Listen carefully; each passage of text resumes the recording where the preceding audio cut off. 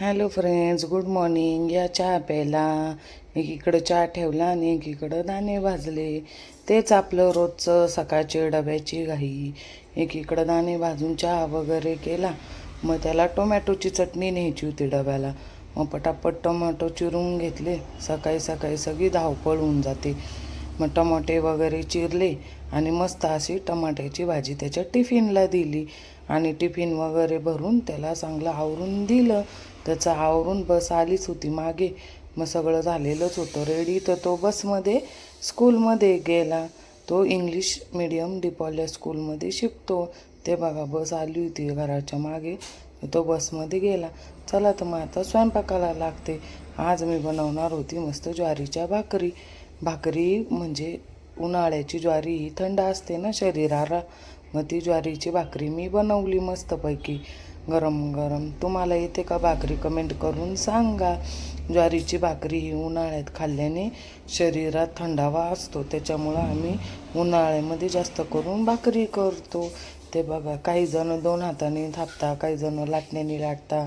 मला व्यवस्थित अशी भाकरी एका हाताने थापता येते. मग मी व्यवस्थित अशी गोल केली आणि तव्यावर टाकली. हे बघा खरपूस भाजून घेतली आणि केली. भाकरी करता करता रीलही केली. रील वगैरे झाले आणि श्री, मी आणि काका आम्ही तिघं जेवायला बसलो.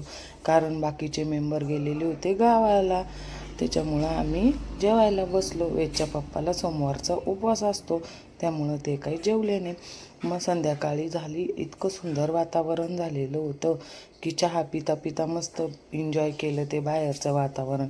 असं वाटत होतं की खूप जोरदार पाऊस येईल, पण काय पाऊस वगैरे काही नाही आला. मस्त असं वातावरण झालं. चहा वगैरे पिला. पुढच्या दारी मागच्या दारी जाऊन बघते तर इतकं मस्त गार गार वाटत होतं. असं वाटत होतं असंच राहावं.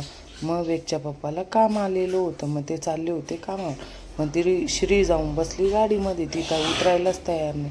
मग मी गेले तिला घ्यायला. उतर बाई नाही म्हणे, मला एक चक्कर तरी मारायची. मग ठीक आहे म्हटलं मार. जर तुम्हाला माझ्या मिस्टरांविषयी जाणून घ्यायचं असेल तर कमेंट करा, काय काम करता काय नाही. मग रात्री त्यांना उपवास सोडायचा होता म्हणून कोबी, वरण, भात आणि मस्त पावसाचं वातावरण होतं म्हणून पापड पण तळले होते. पापड तळले आणि मेन म्हणजे ठेचा पण बनवला होता मस्त झणझणीत असा. ठेचा आणि भाकरी, पापड वगैरे ठेचा इतका सुंदर लागतं ना कॉम्बिनेशन. तुम्हीही करा आणि खाऊन बघा. सगळ्यांचे जेवण झाले तरी या मॅडमचं जेवण झालेलं नव्हतं. तिच्या हातावर आहे ना मुंगी चढली होती. तर मम्मी मुंगी अशी करत करत आली आणि मग ती मुंगी वगैरे काढली तरी तिचे नाटकं चालूच होते. आजचा दिवस आमचा असाच गेला आनंदामध्ये घरामध्ये. चला तर मग भेटू नेक्स्ट व्हिडिओमध्ये. तोपर्यंत तुम्ही व्हिडिओला लाईक, शेअर आणि सबस्क्राईब करा. धन्यवाद.